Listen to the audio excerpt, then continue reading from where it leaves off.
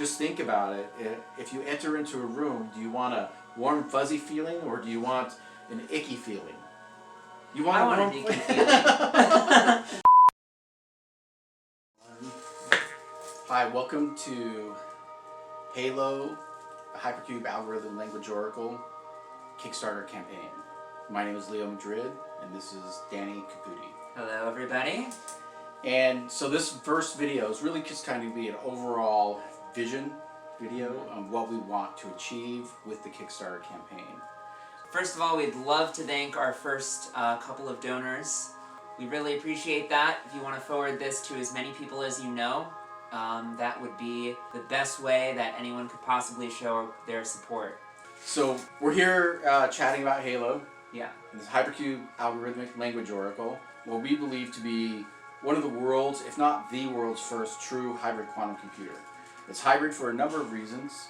Why don't you tell them a little bit about why it's quantum and what we've achieved with data science in the last 6 months? Yeah, absolutely. So, well, why it's quantum, that's kind of the first thing that comes to mind for a lot of people, is how could you have a quantum computer that functions at room temperature and is tabletop? And the key thing we want to mention is that this is a new branch of computing. This is not something that is meant to replace the superconducting quantum computers that function near 0 Kelvin. But the way we use quantum phenomena to do computing is through the electron tunneling based noise sources that we know from a number of decades of research and a lot of our own research that it responds to our consciousness. And so that is one of many ways you can get a mind-machine interface with the technology behind us. These sensors detect spatial distortions created by our extended electromagnetic spectrum, which includes signaling from our heart and head together. And so when we talk about consciousness, that's what we mean. It's the local effect of our biometrics with these computing systems. And it is not just the electron tunneling devices on board, but we're also using EEGs, various forms of EEG, to complement it. And so that's what we mean when we say consciousness. This is kind of continuing off the work of the feedback loop that we see at festivals all the time. A number of people gather in front of this thing right here, the circle of lights. When they all meditate or there is some kind of common event going on, it goes into coherence. The colors tend to sync up. And we observe this over and over again, and it's very repeatable. So we started to think about how we could extend this feedback loop with a whole machine learning algorithm. And that's exactly what we did with COVID-19 data, Ethereum data, so that's a cryptocurrency, and also the weather research and forecasting model, which we've already integrated this with. And if you'd like to see some of those experiments, you could actually go to our website. You can download all the data. P.e.a.c.e, right? Yeah. At the P.e.a.c.e website, go into the research and data section, and you can download some various experiments. And these are just examples of things that can be done with this technology. So those are 3 examples right there, but just like conventional computers, there's really an unlimited number of applications that this can be extended into.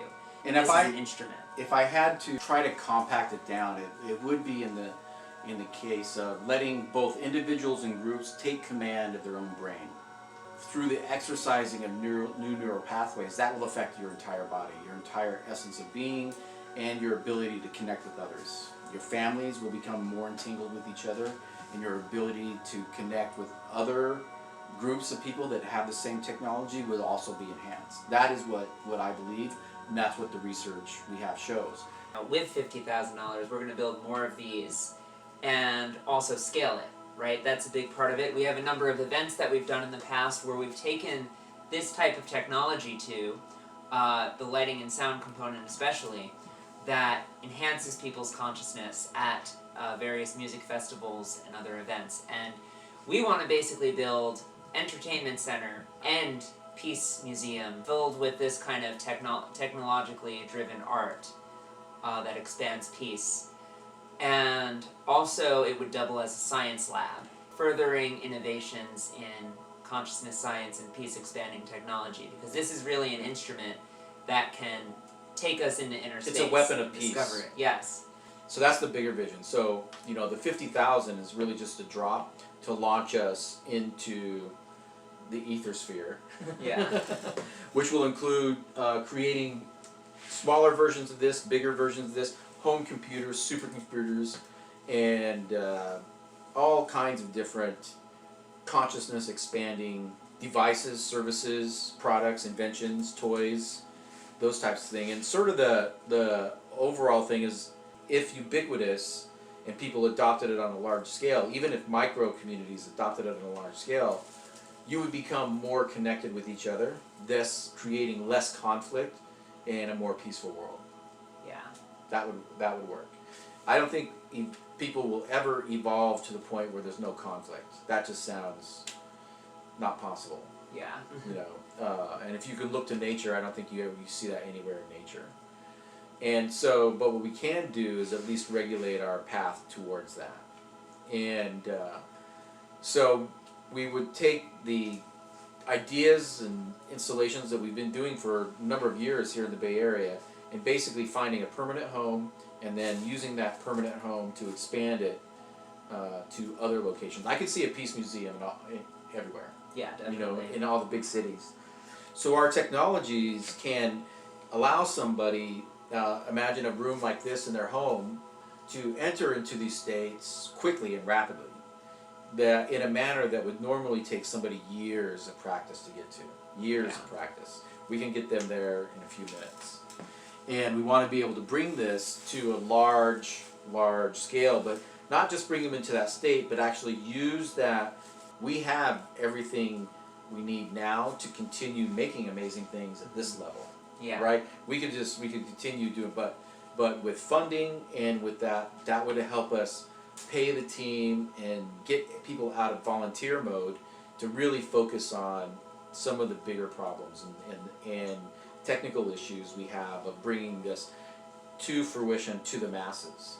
And so I think shortly after the campaign, we'll have no problem, unless there's a problem with supplies, we shouldn't have any problem meeting all of the we can make all of what's in there today with what we have.